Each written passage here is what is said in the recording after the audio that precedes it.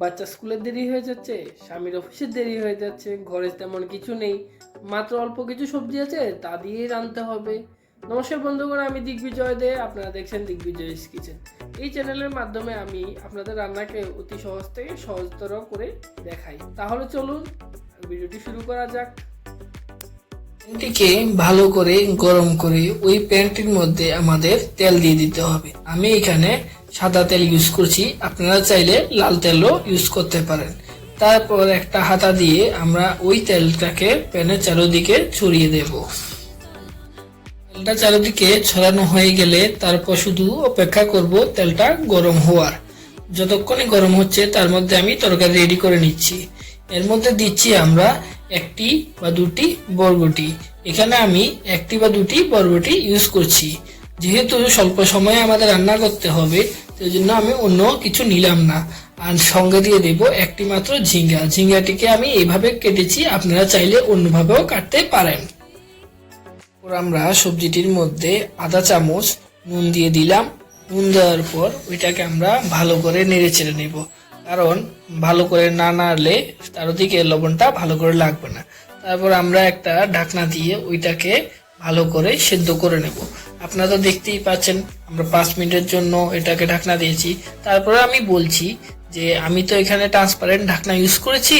আপনারা দেখতেই পাচ্ছেন কিভাবে এখানে জল এসে গেছে এবং দেখতেই পাচ্ছেন জল উপর থেকে টপ টপ করে পড়ছে এবং ওইটা প্যানের গায়ে লাগছে। তো তারপরে আমরা হাতাটা নিয়ে ভালো করে চারদিক থেকে আবার নাড়িয়ে চাড়িয়ে ওইটাকে একটা সাইডে করে রাখবো। এর মধ্যে আমরা তৈরি করে নিয়েছিলাম পেঁয়াজ। পেঁয়াজগুলোকে আমরা একে একে দিয়ে দিচ্ছি চারদিক থেকে। পেঁয়াজটা দিয়ে দিলাম কড়াইয়ের ভেতর। তারপরে আমরা পেঁয়াজটাকে একটু হালকা নাড়িয়ে নেব। ওইটার মধ্যে যেমন তেল মশলা লাগলো, তেল এবং নুন লাগলো, তো পেঁয়াজটার গায়েও যেমন তেল এবং নুন লাগে ওইটা আমরা দেখছি।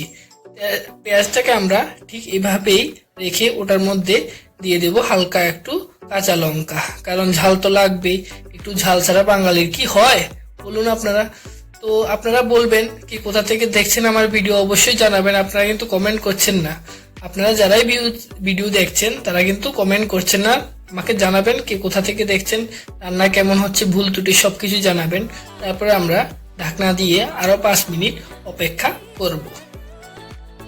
আপনারা যদি আমাকে নাই জানান আমার রান্না আপনাদের কেমন লাগে, তাহলে আমি কিভাবে বলবো যে আপনাদের সাথে আমার ভিডিও বানিয়ে শেয়ার করে ভালো লাগে?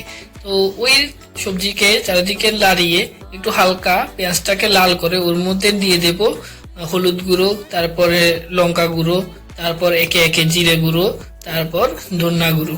এটা দেওয়ার পর আমরা একটা ওই যে হাতলটা ছিল ওইটা দিয়ে চারদিকে আমরা এত খুন্তি বলি, আপনারা কি বলেন তো জানি না, খুন্তিটা দিয়ে চারদিকে নাড়িয়ে নেব। ওই নাড়ানোর পর আমরা এটাকে হালকা একটু সেদ্ধর জন্য রেখে দেব। হালকা একটু সেদ্ধ হতে হতে আমরা ডিমটা ভেঙে দিয়ে দেব ওটার মাঝখানে। আমি এটা সাসপেন্স রেখেছিলাম যে ডিম দেব। ডিমটা দিচ্ছি কারণ এটার মধ্যে একটা আলাদা একটা স্বাদ নিয়ে আসবে। ডিমটাকে প্যানের চারদিকে ছড়িয়ে নিয়ে তারপর ওই খুন্তিটা দিয়ে চারদিকে নাড়িয়ে নিলেই বাস আমাদের তরকারি রেডি। এই সার্ভ করবেন আপনারা রুটি বা ভাতের সাথে, অবশ্যই খেতে ভালো লাগবে। তারপর আমি দেখাচ্ছি আমি এখানে কিভাবে সার্ভ করলাম। আমি এখানে একটি বাটি ভাত নিলাম, তার মধ্যে দিয়ে দিলাম একটি পেঁয়াজ, এক টুকরো পেঁয়াজ, একটি কাঁচা লঙ্কা, তারপরে এখানে সাইডে দিয়ে দিলাম আমাদের ওই ঝটপট রান্না। অল্প সময়ে খুব তাড়াতাড়ি রান্নাটি রেডি হয়ে গেল। অবশ্যই ছেলেদেরকে খাওয়ান, মেয়েদেরকে খাওয়ান, পতিদেবকে খাওয়ান, স্বামীকে খাওয়ান, বাড়িতে যারা আছে ঝটপটেই রান্না করে খাওয়ালে সবার মুখে একটি হাসি ফুটে উঠবে।